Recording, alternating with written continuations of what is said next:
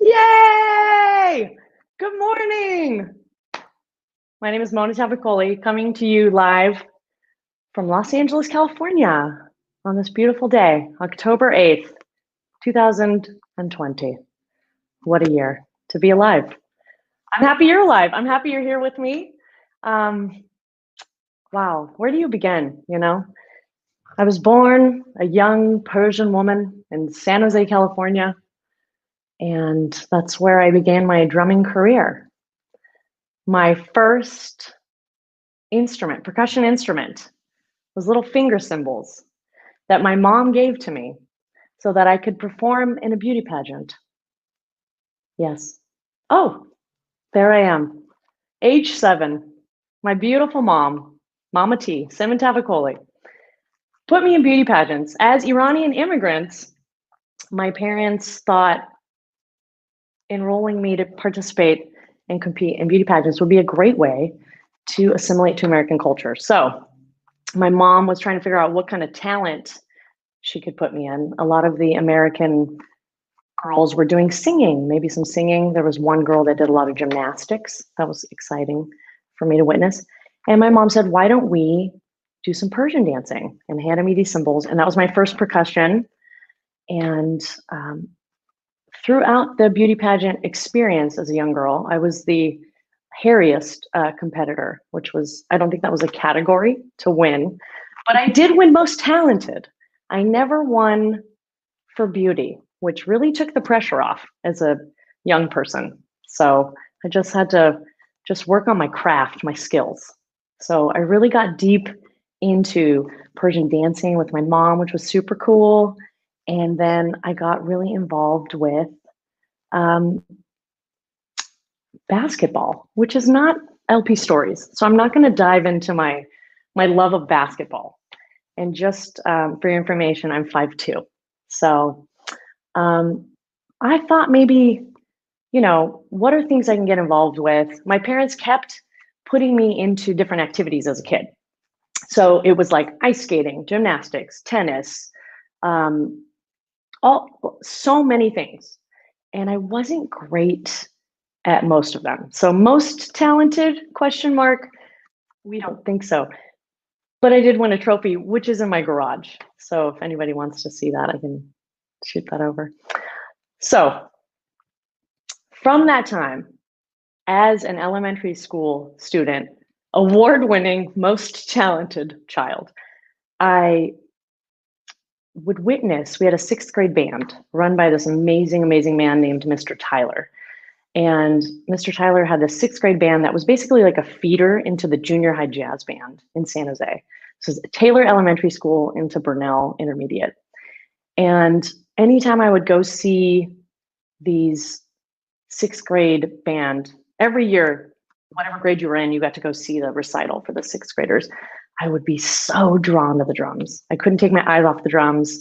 And I knew as soon as I'm in the 6th grade, I'm going to play the drums, which came with some resistance from my traditional parents. Mom, are you here? Hi, I love you. You did great. Most talented. So we did this thing, band. I got to figure out what instrument I wanted to play. And so all my friends were playing flute. And one of my best buddies, Jenny Starks, was playing the trombone. And I told my parents I want to play the drums. And they were like, no way. There's no way you're bringing drums into the house.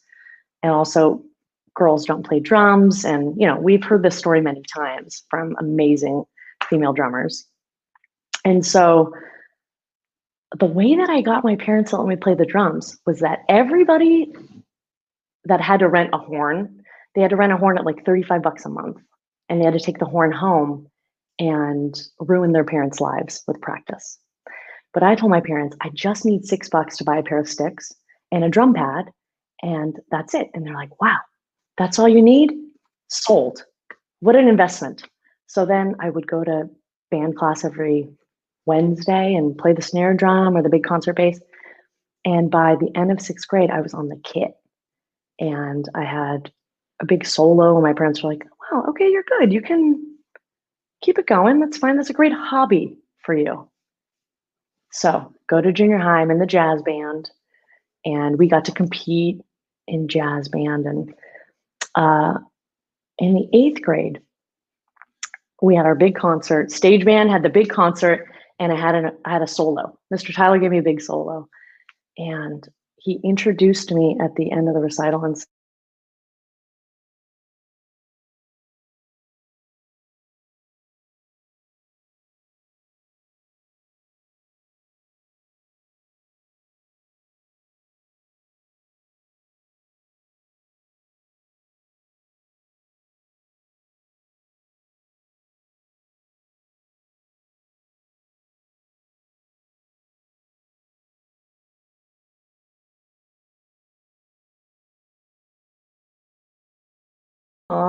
oh, hi, great. So Mr. Tyler, let's get back into it. Mr. Tyler gave me this great solo. He introduced me as the 𝗟𝗩 𝗦𝗧𝗢𝗥𝗘𝗦 Tavakoli, and I'm like, what does that mean? As a young girl, is that a good thing? So I remember feeling like empowered. And when I asked him about it as like a 12, 13-year-old girl, I asked him and he said, stay aggressive. That's how you're going to succeed in your music career. And I was like, oh, career. So at that point, okay, great. This is great. This is a moment to remember.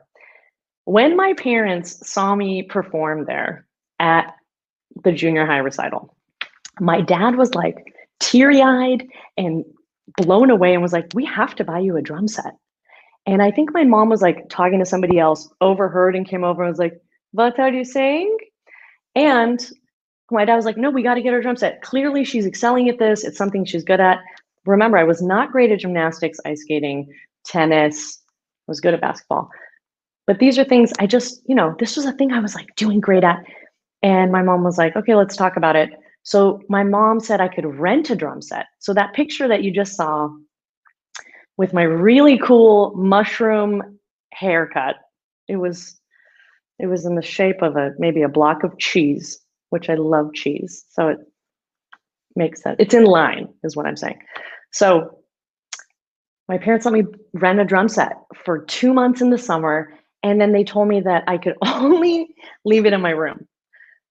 So I had to, it's between in that picture. Let's put it up one more time because I want you to see that there's my bed post and there's my dresser drawer and there is my drum set. For 2 months, I got to play it in my bedroom. And I think there's so many great things. There's like some hairspray. It's like a big thing of hair, maybe 2 cans of hairspray.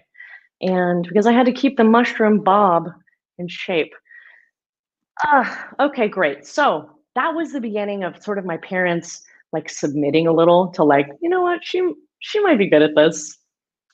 So then from there in the 8th grade, we ended up moving. We ended up moving from South San Jose, Burnell Intermediate, and I had to go to Leland High School. So totally brand new friends, brand new everything. And I met some of the greatest people in high school. And I joined the marching band. And I auditioned. Hey, aw, what a nerd. Look at her. Look at her shine. Well, I joined the marching band, and first I was playing snare drum in the drum line. And then, my baby sister, thank you. I was playing the snare drum, and then I moved to tenor drums.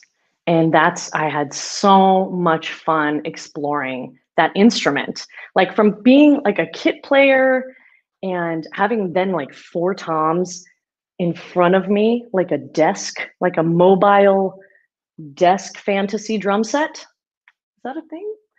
LP? Fantasy desk drum. So basically, marching band was an incredible experience. I met so many brilliant musicians, and we had a great percussion line, and some of those friends I'm still very close to, Zooming on the weekends with. So that was really cool. And actually in Leland High School, we also did pep band and orchestra. So I got a lot of experience around all different kinds of instruments, percussion instruments and drums. Then, shall we continue? Should we keep it going? Any questions? Just my sister giving me a shout out. Thanks, Natasha. Yeah, please ask questions. If you have any questions about what hair products I use, what kind of sticks I was using in 1989. Thank you, 𝗟𝗣𝗦𝗘𝗦. Oh yeah, there's Becky Gebhardt, bandmate and collaborator. You'll see Becky in a video shortly that we're gonna play. Gosh, let's keep it going. High school was tremendous for me. I loved Leland High School. I loved my friends. I was really involved in student government, involved in drama, involved in all the music stuffs. Took video class, like video editing class, speech and debate team, loved it. Very involved. Like maybe some might say too involved. Very involved. Love my family in San Jose. And now mom and dad at this point in high school are like, okay, like she's doing this, that's fine, but she's gonna go to university, she's gonna go to college, she's gonna study economics, and she's gonna put this music pipe dream behind her. So I go to LA. First 3 months of being in LA, maybe first 6 months, maybe first 9 months of being in Los Angeles. I was crying every day. I was so homesick. I was 17 years old, never left my parents' side. Like total mama's girl, total daddy's girl, like just total Persian family's girl. Is that a thing? So as a young woman going off, I moved in with my best friend, 𝗟𝗡𝗩𝗘𝗦. We lived in an apartment. I didn't even live in the dorms because I wanted to be with my best friend. She was pre-med, very busy. Didn't see her a lot. But I joined the marching band, the solid gold sound of the UCLA marching band. And at that point, first year on the drum line, I was playing cymbals. And then by the second year of college, my friend had told me, hey, I'm going to audition to be 𝗟𝗣𝗩𝗘𝗦, the mascot, the UCLA mascot. And I thought, that sounds like so much fun. You get to be like an anonymous spirit figure. Anonymous spirit figure. It's a good band name. So I auditioned to be 𝗟𝗣𝗩𝗘𝗦, and how I auditioned, I set up a full drum set because you had to wear the suit and do like a 3-minute routine. I did a dance, and then I ran to the drums and like ripped a solo in furry fingers, furry hands. Imagine not 5, it's a paw. So it's like 4 giant furry fingers. So I ripped a solo. I got to be 𝗟𝗣𝗩𝗘𝗦. It was one of the most incredible experiences of my life. I got to be, hey, there we are. And guess what? Because I was homies with the solid gold sound of the UCLA marching band, I got to go jam with the drummers. And so the drummers would let me clearly you see, I have one of the drummers' tenor drums on me, and I got to run around the Rose Bowl and just jam. So it was like the best of both worlds. I got to be an anonymous spirit bearer, and I got to rock out and play drums, and I felt really good. I felt empowered. I felt like I had something to contribute to the spirit of UCLA. And so while I was at UCLA, my best friend Susan 𝗟𝗡𝗩𝗘𝗦, who I mentioned, pre-med, doctor now, Dr. 𝗟𝗡𝗩𝗑𝗦, Stanford Integrative Medicine. She's doing great, everybody. So Susan, she was like, I'm gonna take a flamenco dance class at the World Arts and Cultures department. And mind you, I was economics major, and I wasn't really looking for a lot of extra classes because I was so involved in a bear suit. I was doing so many other things. I was an RA in the dorms. Some might say too involved.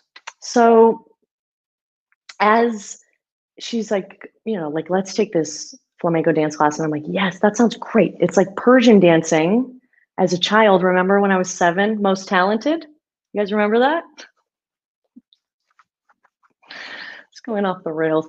When so Persian dancing on top, which, flamenco. And then I thought drumming with my feet on the bottom. Flamenco is one of the most incredible art forms in the world. It's so beautiful. It's so passionate. It's so interesting. It's music. It's love. It's everything. So I'm dancing flamenco. One great thing you want to know about me is I'm terrible at choreography, which is kind of shocking, right? Because as a drummer, you're ambidextrous, you're using all 4 limbs, you're like playing polyrhythms, you're doing all this stuff. But for some reason, watching somebody like look at me and dance and then tell me to do the thing, it wasn't working for me. I had a basketball injury. Remember that from before? I loved basketball. My knees were messed up. So all the stomping, repetitive motion was creating a lot of tension in my knees. So I went to physical therapy as like an 18, 19-year-old. And she's like, maybe you should stop stomping on the ground. I was like, okay.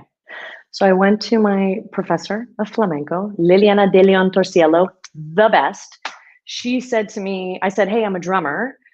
Do you think I could do palmas or like accompany the guitarist, which was her awesome husband, Peter Torciello? And she goes, yes. And she goes, I bring you the box. So she introduced me to my first cajon in 1997. And here I am. She brought me a cajon that somebody had given her. And so I'm in my flamenco shoes. You can see I'm in my flamenco shoes and I'm wearing my, all of my flamenco costume is essentially without the skirt, because as most of us know, playing the cajon requires not a skirt. That would be a very different show. Am I right? So I'm wearing the pants. And so what Liliana helped me do was, she said to me, because I'd never seen the cajon before, she said, take all the rhythms that you were working on in class, like bulerías, alegrías, in your feet, and now apply them to your hands. That was the best way to describe it for me. So I was like, oh yeah, okay, I can do that. As a drummer, I can do that very easy. So I was able to do that. And because I have dance in my body, I felt like I could feel the music very differently when I was approaching the cajon. And so basically the De Leon dance company, which is the photo that you saw, that was like maybe my first show with them. And I was still a student. I was still at UCLA, and she would encourage me to play some and then get up and dance with the dancers and sit down. It was such a cool experience for me to feel it from both the accompaniment and the dancer perspective. Yes, yes. Flamenco comes from the heart. It's so intense and deep. I agree with you. Thank you for sharing that thought. And it's so incredible now as the cajon has become so popular in the US because of so many great players kind of crossing over to this, to the world, actually, to the world. And now we have access to all of it. And LP is like shining a light on some of the greatest cajon players in the history of the world. And these guys are playing from the deep heart of flamenco, which is so inspiring to see. So I started, even though I started from the flamenco world with cajon, I never had any teachers. There was not YouTube videos. So basically I was just trying to figure out how to adapt the cajon to the dancers. And while in that dance class, 2 women we had like a recital. Again, this recital business, showcase. So this recital, these 2 women come to the show and they see me play the cajon and they think, oh, I wonder if that girl plays drum set. Not joking, like 2 days later, these 2 women, students at UCLA, lived in my same dorm, found my room, did some detective work, and found my room and knocked and were like, hey, we saw you playing the cajon or playing that box. And do you also play drum set? And I'm like, yes. They're like, we're trying to start a girl band and we have a gig in a month. Do you want to be in our band? And I was like, yes. What are your names? So I had to learn their names. And then I said yes again. And then I said, I have a drum set, but it's in San Jose. Let me bring it down. Because any chance to go to San Jose to see my adorable parents and my tiny sisters was like, I wanted to do it. And I had a car in LA. Thanks, Mom and Dad. And so then I would go, brought the drums back. And then because I was an RA in the dorms, I got to bring my band to like a multi-purpose room. I got to check out a multi-purpose room and we had band practice. And that was our first band practice, was in the dorms. And then we had our gig. And I don't think it was great, but we at the time thought it was good because we had a lot of friends and that would tell us like that was good. So we were like, we should keep this going. We should keep this going. So that was the beginnings of Raining Jane. And yes, oh, wow. So beginnings of Raining Jane were like 1998, 99. So this is like 10 years later. And please note that I'm wearing a costume still. So anonymous spirit bear became known Persian bee, known Persian bee. And that's my band, Raining Jane, who I've been with for over 20 years.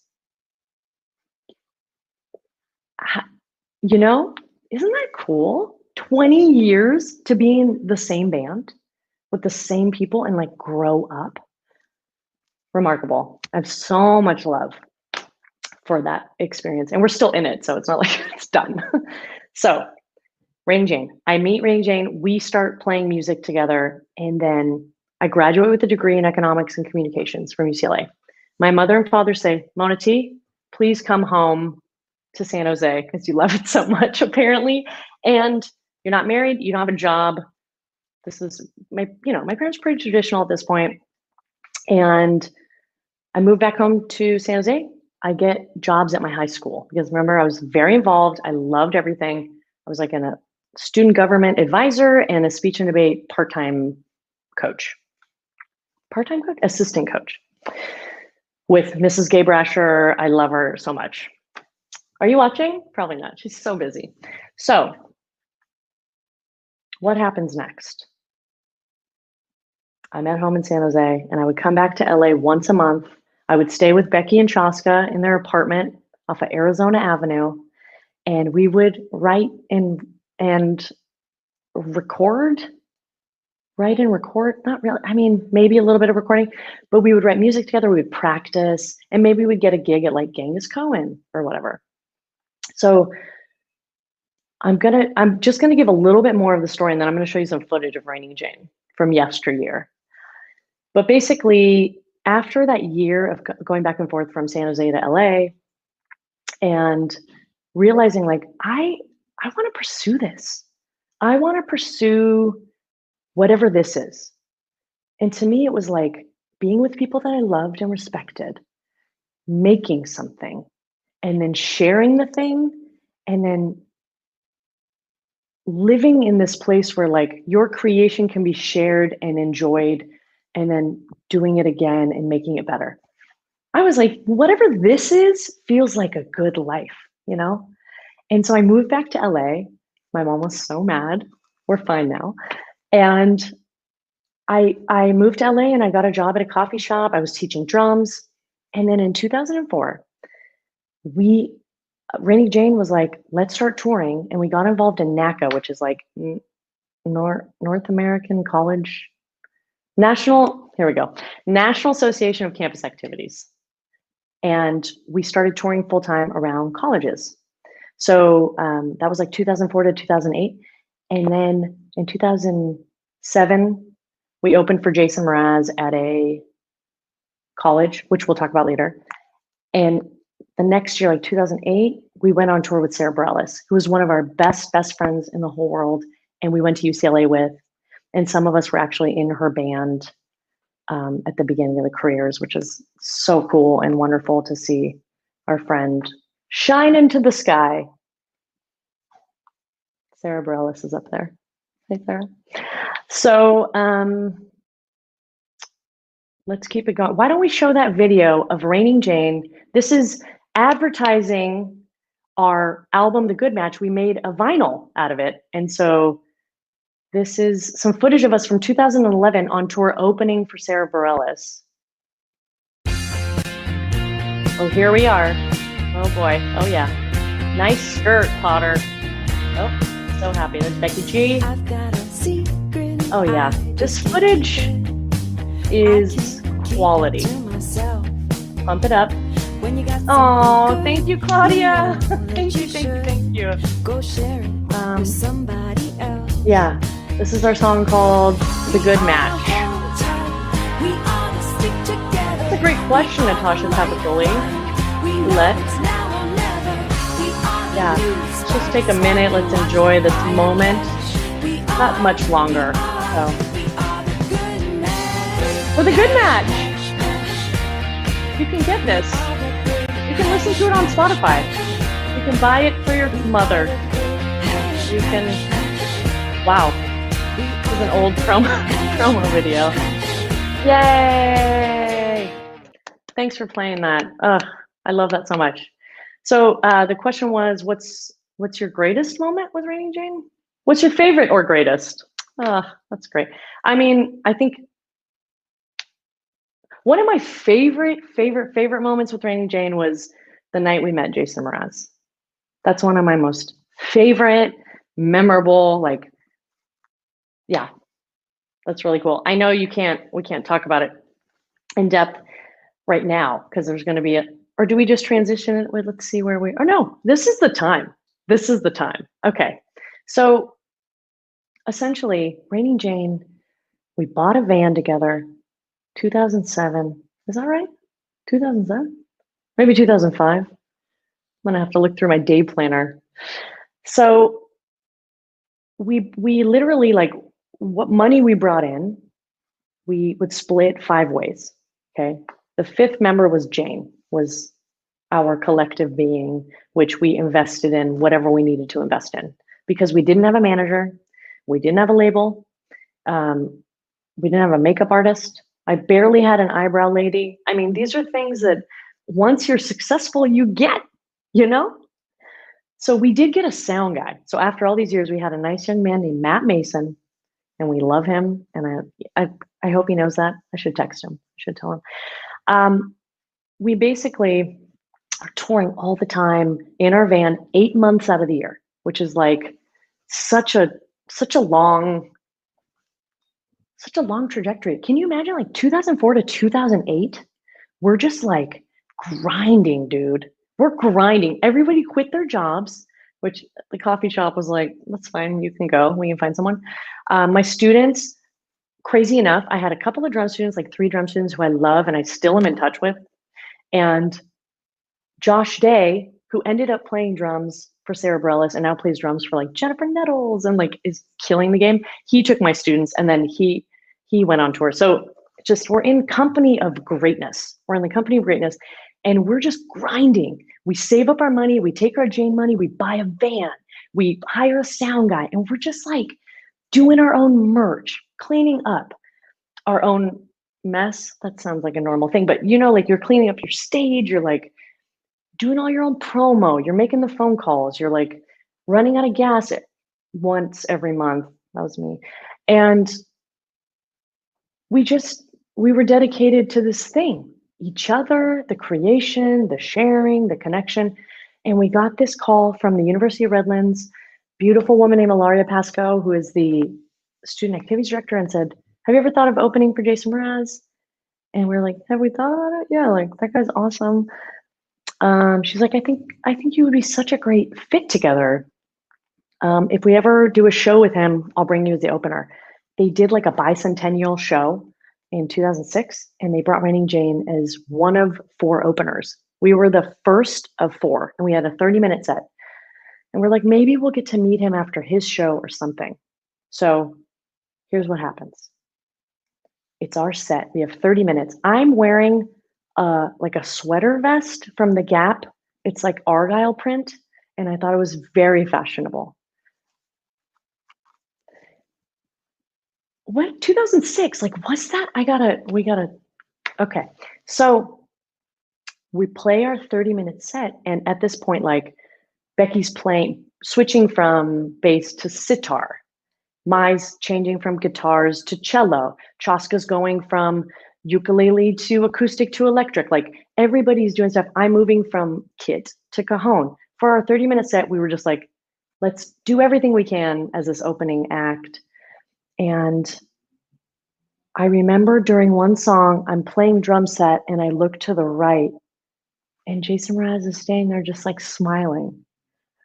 And I just like, You know, that feeling when you're just like, oh my God, this is so cool. Because I just was such a fan of his and I couldn't believe he was like, came early and stood on the side of the stage to watch the opener. Like blew my mind. And mind you, like we didn't have that many experiences with people who were at that level in the game. You know, we were doing mostly colleges and like coffee shops, and Sarah was our great example, but she was our best friend. So is everybody going to be that lovely and nice to you? Probably not. So we get off the stage, and at that time, Becky and Chaska would stay and clean up the stage, and me and my Bloomfield would go and sell the merch. So we're walking off the stage, and Jason's like high-fiving us and like, "Great job, that was so cool!" And we're just like, "Ooh," you know, freaking out. We go, we sell the merch. After the show, we talked to Jay, and he was like, "That was great. We should write together." And we were like, "Okay." At that time, I was booking the band. I was a booking agent. I had a card that said Raining Jane, drums, percussion / booking. That said, call me. And he sent me an email like months later. He was like, I'm going to India. When I get back, I'm gonna call you or whatever. We'll set up a session. I was like, okay, sure. He emailed us, and I just cried and cried and cried because I knew this was like this was, I don't want to say like in the stars, you know, but it was the kind of thing that just felt true. It felt really grounded and true. Like, yeah, we're going to work together and it's going to be amazing. And that was the beginning. 2007, we went to his house. We wrote a couple songs together. Then I'm Yours came out for him, and he was like gone for 2 years. So, Natasha, I hope I answered your question. That was one of my favorite moments with Raining Jane was playing that show and subsequently meeting Jason, who's now the 5th Jane. He is the 5th Jane. Jason Mraz. Don't tell him I said that, please. Please don't tell him.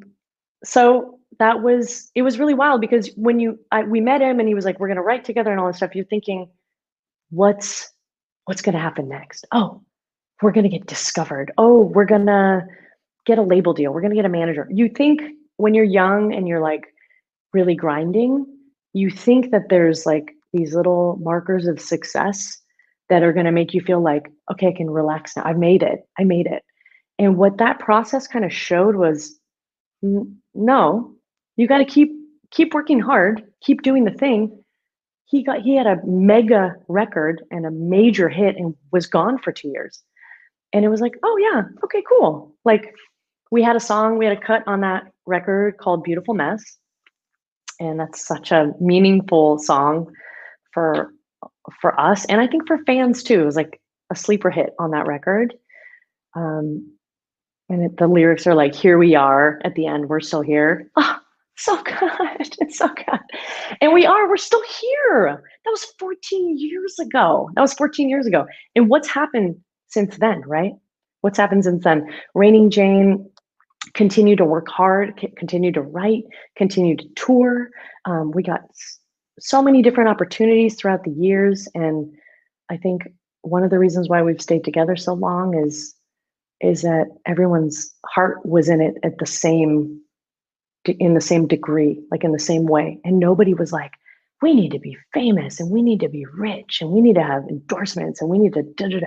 Nobody was like chasing these things that I think could really affect group dynamics because we wanted to just keep creating and doing good in the world. And I think that's kind of what led us down the path to creating the Rock and Roll Camp for Girls, Los Angeles, which I can talk a little bit about later. But more on my journey towards the cajon. It is so uncomfortable to talk about myself for so long. If anybody is still watching, my sister's probably on a work call now, but if anyone else is still watching, thank you so much. That's so nice. But if you need to take a break, if you need to close it, I understand. Derek Z, love you, buddy. Oh, thank you. Thank you so much. Peace Percussion. And is that how you pronounce it? Okay, here's what happens. In 2000, and 10, 11, I start doing some duo work with Jason. I start playing with other bands because Raining Jane took a big break to start Rock and Roll Camp for Girls. We were touring like 8 months out of the year. In 2008, we're like, let's kind of like roll it back. Let's start to have like a home life. Let's start to have friends that are local that know we can meet them for a walk or coffee or whatever. And basically, that's when I started touring with other people like Natalia Zuckerman, Lindsay Mack, Lucy Schwartz, really incredible singer-songwriters. And what I found was people really were looking for me to come play the cajon and sing with them. So for me, that was really clarifying, right? Because I was a kit player also playing cajon, and I loved the cajon. I loved it so much. And so when people were like, can you bring that box and can you also sing backups? It was like, oh, yes, I would prefer to do that. And that's where the energy is. That's where the gigs are for me. So I just kept getting deeper and deeper into adapting the cajon into pop music, into Americana, into all these other things. So in 2012, after I started kind of doing duo stuff, 2010, 2011 with Jason, in 2012, I went to Antarctica with Jason. And we got to play like in a Zodiac boat in front of a glacier. And I was like, wow, like I can't believe where the cajon has brought me. It's brought me to in front of an Antarctic glacier. Like I couldn't do that with a drum set. I could, this was like, I could bring my cajon. It's so versatile. It's so transportable. Thank you, Chavez. Thank you, Ramses. It was so crazy. So I started doing a lot of duo stuff with Jason. And then in 2013, and that was the year, in 2012 was when I joined Jason's big band and I was playing percussion. I was the role of percussionist. So then I had to round out, yes, so this is last year, actually. That's a really great face. I'm so glad we're using that photo. Incredible, incredible. I forget sometimes that my face does that. So I apologize. That was from last year. But I started playing the role of percussionist, which meant I had to round out my setup with like bongos and djembes. And in 2012 is when I got connected with LP. That was the year I got it connected, and I was so excited. It was like I couldn't believe it. I couldn't believe that this incredible company. Thank you. That's all I'm going to say about that. Thank you so much. So I got supported by LP, and then they were helping me sort of put together an amazing setup for my gigs with Jason. And then in 2013, Raining Jane and Jason kept writing, and over the years, right? So like from 2007. So now it's 2013. We have so many songs. And Jason said, the label and we decided we want to put out a Jason and Jane record for his next major label record. So that album's called Yes. And I'm playing all the drums and percussion on that record, and I'm singing. And it's all songs that Raining Jane and Jason wrote. And it's a beautiful acoustic. It's like a true representation of kind of what we do. So you'll hear sitar, you'll hear cajon, there's Tosca on the electric, there's Jason on the uke. This was my setup for that Jason and Jane tour. When we did an international tour for that record, the Yes tour, I had a DW, floor tom, snare drum, and I have a Hewer drums, kick drum there. I'm with Sabian. I love their 𝗟𝗩 𝗦𝗡𝗦 hand crash. That's like what I use for every gig. And a little splash cymbal. I've got my cajon. And at that time I was using the 𝗏𝗏 cajon, which incredible artisan as well. That guy, Mike Kotzen, is such a wonderful, he's such an important part of my story too. And I love him so much. And then I was using LP djembes, LP bongos, all the shakers, bells, whistles, everything. So after that 2014 tour, we kind of took a break with Jason, took some time off to write a new record. And that's when I got the call to join the 𝗟𝗑 team. So 𝗟𝗑 is a Iranian international star. He is an incredible artist and so important to Iranians around the world. And my awesome friend Siavash is the production manager in front of house for that band, which is a huge accomplishment. I was so proud of him because when I met him, this is a story for another time, but I met him when Rain and Jane was on our first tour in 2004, and he was working the front desk at a hotel in Salt Lake City, the Marriott Hotel. And now this guy is like, he can do anything. So anyway, he says to me, do you want to come, or are you interested? Would you be interested in this? And you should meet with 𝗟𝗑𝗦, you should meet with the manager. And I was like, yes, I don't play traditional Persian percussion. And they said, that's okay. It's mostly like Persian pop, and we want you to bring what you have, and let's see how that fits in with the group. And I was terrified. I was terrified because I didn't want to be overreaching, and I didn't want to be taking a gig from somebody who had the chops of a Persian music. But I felt so excited to like dive into that world because I'm American born.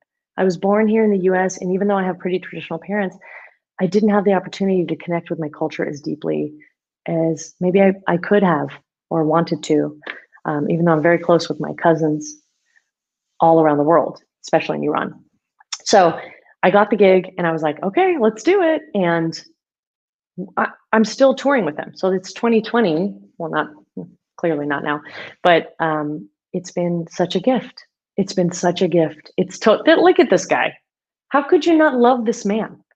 I think in this photo, he might be like 68 or something. He's jumping with me. We're just like jumping and dancing and laughing.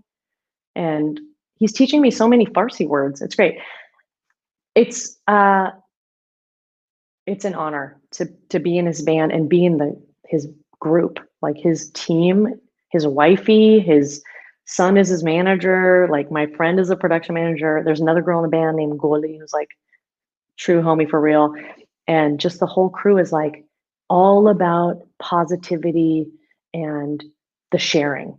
So I cannot tell you how grateful I am that between Jason and 𝗟𝗑𝗦, like these two artists, their calling is to create love in the world through music. And I get to like be right there and go ahead, go do it. I'll be here with my shakers and my things, you know? And it's electrifying that I get to have this opportunity, you know? Yeah, I think there's a video of Jason and I from maybe, should we roll that? Roll the tape, anonymous spirit bear. Oh, okay, yep, there we are. You guys, that's my name in big font. There's my name. Those pants have been called Beetlejuice pants. I won't finish that statement. This is me and Becky G. Becky Gebhardt on the sitar. You can hear her on the sitar. But this is my video, so I'm not really gonna show her that much. Oh, there she is. This is a video from my website that my friend Jeff Kaufman made. Jeff Kaufman was on tour with us from like 2012 to 2015. And this is all footage from stuff all around the world. I love you, Peggy Hayes. I love you. This is great. I don't know if we need to see the whole video. Oh, there we go. Becky G. Let's watch Becky G. Let's talk about Becky G, one of my best friends in the whole world, and also the co-director of the Rock and Roll Camp for Girls. Okay, here's great, because you're going to see now 𝗟𝗑𝗦 and Mai. And I'm playing a little djembe. And we're just all around that one mic. One mic. Can you believe it? There's Mai holding the cello. What else we got here? Okay. This is me using mallets on Jason's guitar.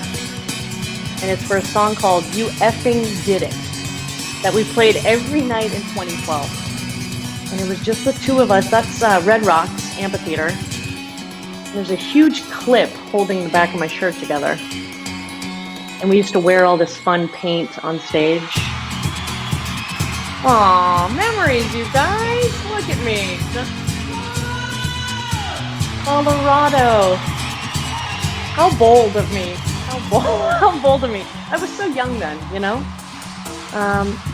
And this will be the end of the video. Oh, there's the Beetlejuice pants. That's my website, everybody. That's my website. Okay, great. Thanks for playing that. Thanks for letting me relive some moments. Oh, Mickey, thank you. Thanks, Naima. Oh, so cool. Nice to see some pals logging in. That's so nice. Thank you for taking time to be with me. These are like really new things that I'm doing now. Like just Mona T having to witness how much frizz I can have. I'm usually not thinking about it so much. But then when it's just you, that's part of the reason I think I love being on a team. I don't have to have as much ego, right? Because I'm like, my friends are doing great. We are doing great. The audience is doing great. But now it's like, I'm just looking at myself. And then I'm like, oh my God, this vein in my forehead is protruding. Does anybody have an ice pack? Am I wearing the right Adidas jacket? I mean, who knows what's behind me? Oh my, there's my best friend, 𝗟𝗣 𝗦𝗧𝗢𝗥𝗘𝗦, everybody. The one in the hat from before. Best brows in the biz. Dang, girl, thank you so much. Can you imagine? They used to be just one. I used to just have one brow. And then through the years, I've been able to chisel. But you know what? Whatever works for you. Whatever works for you. Thank you for thank you for detracting from the frizz in my hair. But all I want to say is that this this journey of like my story this is exactly right. Like I'm exactly in the moment of my life where it feels like I don't actually know what's next, but I do know that every step from the grinding in the van to, that sounds like something totally different. I'm so sorry. From touring very hard. Oh, goodness gracious. This is going to live on YouTube forever, is it? Okay. Every step has been, it's built up to this moment of now where I have to like bear witness to my own image and just sit here and like get comfortable with watching old footage of myself or watching current footage of myself and being like, oh, that could actually serve me in becoming a better percussionist or a better ally on stage or better at doing my own hair, to be honest with you. What else should I tell you about? Gosh, I'm gonna look at my list here. There's a list. Oh, gosh. Should we talk about my signature cajon, Jules? Okay, you guys, LP, thank you so much. Here we go, signature cajon. There I am with some of my dreamiest pals, Josh Trask, 𝗟𝗩 𝗦𝗧𝗢𝗥𝗘𝗦, 𝗟𝗑𝗩 I love you. And we got some homies behind me. That was like Damon, Liliana, and was that Roland? Yeah. Look at these homies. Look at this. This is at NAMM 2018, the debut of my signature cajon. It's called the Empty Box. So it's literally an empty box, but my initials are MT, Mona Tavakoli. Thank you so much. I've been dying to use that this whole time. Oh my gosh. Oh, that's so good. Maybe you could put some blankets underneath you or plate on top of your bed, because then it'll give you, if you play on your bed, you also get like an ab stabilizing workout. Think about it. People pay a lot of money to get those balls that you have to balance on. You could get on the cajon on a bed and practice. Just an idea, just throwing it out there. I'm so glad that you have the cajon. I love it. I love this cajon. It's lightweight, it's versatile. It has a really beautiful, rich bass tone. It has a really crisp, high snare tone. It has the signature 3 holes on the side that you saw in that photo. Can you throw that photo back up? I just want to enjoy it one more time. Look at those 3 holes. And do you see the logo on the front? It maybe looks like a triangle to you or a slice of pizza or like a graphic icon. It's actually an M and a T. It's an empty box. And the 3 holes, the idea was, could you create like a subwoofer, more bass tones out of the cajon? Can I get more bass tones? Because I'm adapting the cajon to pop music and I'm trying to sort of replicate drum set sounds. So I get this like, I thought, I'm no physics major, and I thought, oh, we can get some good bass tones out of this, you know? Long story short, I have a signature cajon with LP. It is the bomb. It's if you're looking for a cajon for coffee shop, on top of your bed, Red Rocks Amphitheater, Hollywood Bowl. Honestly, it's so versatile. It's so great. You throw a mic in the bottom, you mic the side. I should do a whole thing on the miking. It's incredible. It's an incredible cajon. Thank you to my friends at LP. Thank you, Derek. Thank you, Jerry. Thank you, 𝗟𝗩𝗦𝗘, Josh, Carrie, Dawn, Scotty D. It's really been a dream come true. It's been a dream come true, and thank you for all the support. I cannot believe, as a young, previously young Persian woman, economics major, and now I'm touring the world playing the cajon that was made for me, that my friends can now buy. Thank you, everybody. Thanks for buying it. And can play, and they can enjoy the instrument. It's such an easy instrument to love. I also was on the cover of Drum Magazine in 2018, which I can't even believe it. And the article is about my journey to the cajon. You can read more about that in writing, because right now I'm talking to you, but it's a beautifully written article, and the whole magazine is dedicated to the cajon and the adaptation, drum set rhythms. And you can actually see, I have a lesson on YouTube with Drum Magazine about how I take the cajon and sort of use drum set, adapt it to each other. Yeah, I mean, should we watch that LP video, and then should everybody just take a break, maybe have some water, and then do other things?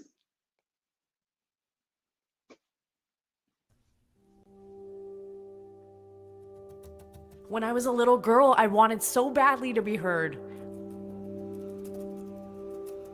I wanted so badly to connect. I started playing the drums when I was 11 years old.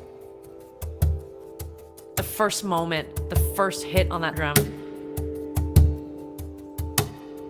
made me feel alive, made me feel electric. It made me feel like I had something more to share. When I found music, I found my voice. It made me feel seen, it made me feel loved, it made me feel engaged, empowered. And music made me feel like I had a place in the world. I want to share that feeling. Now let's make some noise. Yay, let's make some noise. Sorry I didn't talk over that one. I love that video that my dear friend 𝗟𝗩𝗦𝗘 made for me. Thank you, Abby, I love you. And all those kids I got to jam with, and that's really a reflection of what we do at Rock and Roll Camp for Girls LA. You can check us out at werock.la and see about these program. We have a summer camp program that's dedicated to empowering girls through music, and that's just one facet of this whole musical journey. For me, for us, is how do you use the gifts that we've been given to be full-time touring musicians and recording musicians, and create opportunities for girls to feel good about themselves. And I really believe with the cajon, for me, it feels like such a true expression of my being, and feels like such a true to my heart. And I'm so proud to share it. I'm gonna take a drink of my pink water. Yeah, that's like, what do they drink in Sex and the City? The Manhattan? No. Pink martini? It's a Cosmo. It's not. It's the coconut water, the pink coconut water. Okay, great. This has been amazing. You guys, Jules, thank you so much for being my drum fairy and guiding me through this process of LP Stories. I'm so honored to be here. If you haven't caught any of the other LP Stories, go back and watch them on YouTube. In 2 weeks from now, Nikki Campbell's gonna be in the house. Are you kidding me? Boy-yo-yo-yo. Nikki Campbell's gonna be in the house. That's gonna be so awesome. And let me tell you, more Jason Mraz and Rainy Jane collaboration coming up next. Rock and Roll Camp for Girls adapted this last summer to Zoom format.